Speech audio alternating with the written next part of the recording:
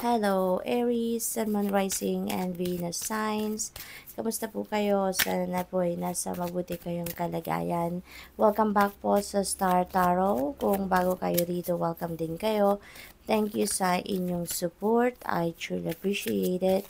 God bless you all.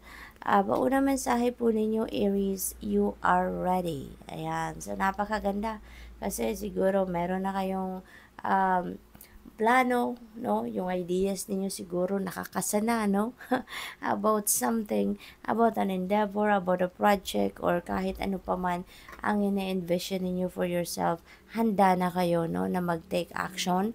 Handa na kayo para simulan na ang pag-roll out ng kung ano man ang bagay na yan. So, what else? We have, yes, yan, napakaganda naman, Aries. May ready na kayo, may yes pa, so most likely green light na to para sa inyo. Go for it na. Chase after what you want na, no?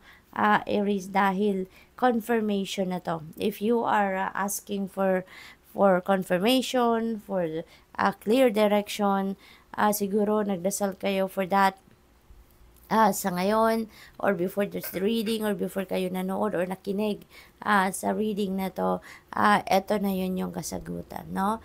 Handa ka na, kaya go for it, no? So, it's a yes, no? It's a yes. Possible din, ang iba sa inyo dito, naghihingi ng confirmation about something, kung tama nga yung naiisip ninyo, kung tama nga yung plano ninyo, kung nasa right path nga kayo, and maari yung kasagutan dyan is yes. Maaring ito na yon.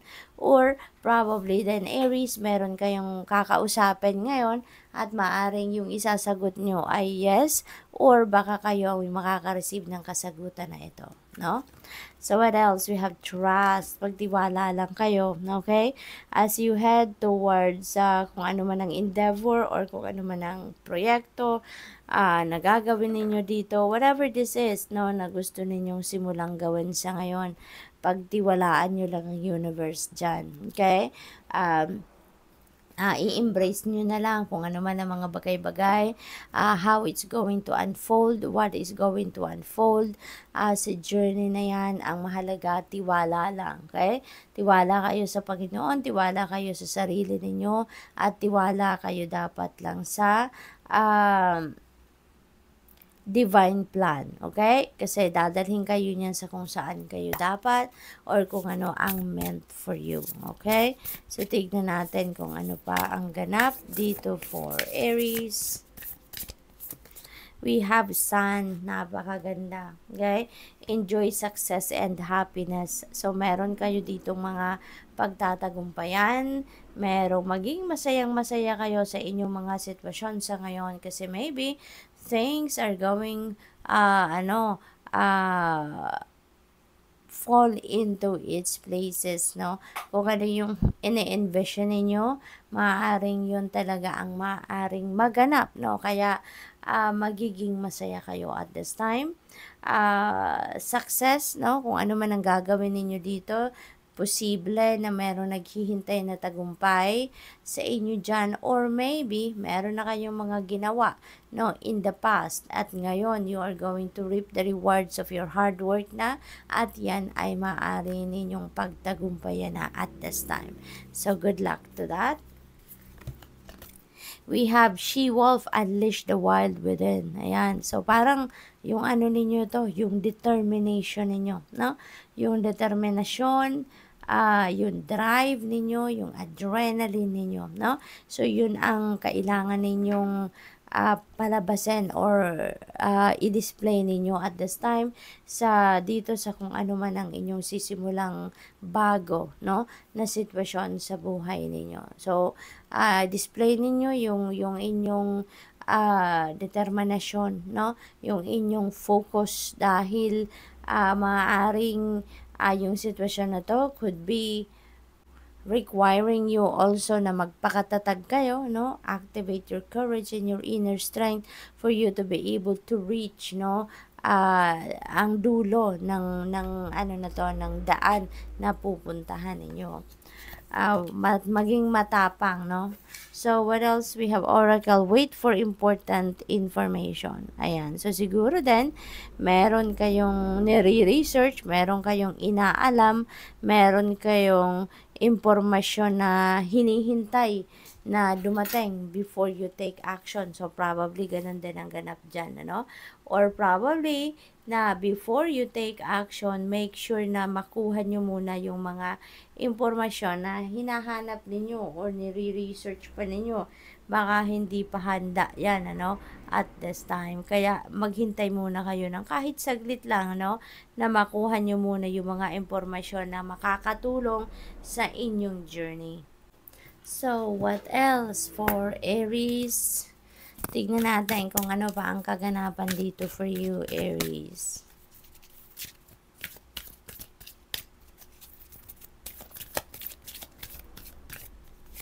We have Master Jesus, forgiveness. Wow, nandito si Papa Jesus sa reading ninyo. You are on the path of light, love, and forgiveness. Father, healing is possible at this time. Kasi si Papa Jesus naman is the master of healing, diba? Siya yung master healer natin.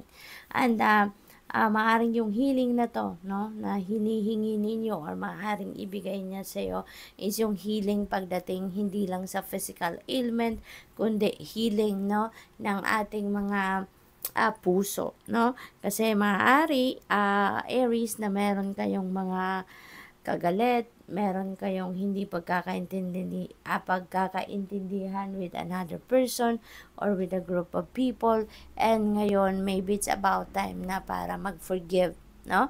Maybe it's about time na kung kayo man ang kailangang humingi ng tawad ay maaring kayo naman ngayon yung kailangang humingi ng tawad, no? Ask for forgiveness, no?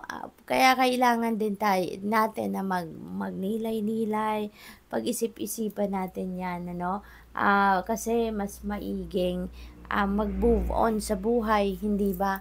At magsimula ng bagong buhay on a clean slate, and magagawa lang natin 'yan if malinis na ang puso natin, if we are healed already from the wounds na nagawa ng kung ano man, galit, pagkakagalit, pag-aaway, yung gano'n, ano?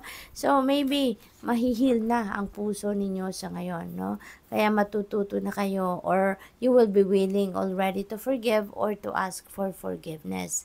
So, what else? We have hope, love, and acceptance. Ayan. So, love talaga is, yun ang parang mamamayani ngayon sa puso ninyo, no? We have love and acceptance. Love is yours. Recognize your divine worth. Choose loving thoughts. Ayan, so feeling ko dito, Aries, papasok dito sa diwa ninyo, sa isipan ninyo, at sa puso ninyo yung pagpapakumbaba, no? At saka yung pagmamahal. Kaya magkakaroon kayo ng willingness dito na magpatawad, or magkakaroon na kayo ng willingness dito din sa sarili ninyo na humingi ng kapatawaran, no? Parang gano'n ang mangyayari dito for you. What else? We have Paul the Venetian, experiencing grace. Sabi dito, share your gifts with grace. Waves of inspiration and love are coming to you. Ayan. So, napakaganda, no? Napakaganda. Kasi, siguro maraming blessings din ang dadating sa inyo sa ngayon. Kaya, mas lalo kayong magiging grateful. You will be feeling loved, grateful, and since maraming biyaya ang paparating, so parang lalambot dito ang puso ninyo, Aries, no? Parang lalambot ang puso at talagang mabubuhay sa dibdib ninyo yung pagiging mabait ninyo, compassionate, loving, yung ganon. At saka, maaari din na you are invited dito para i-embrace na ninyo ng buong-buo ang inyong mga gifts, no? And you will be ready to share that with the world. So, good luck. Thank you for watching. Love and light. Namaste.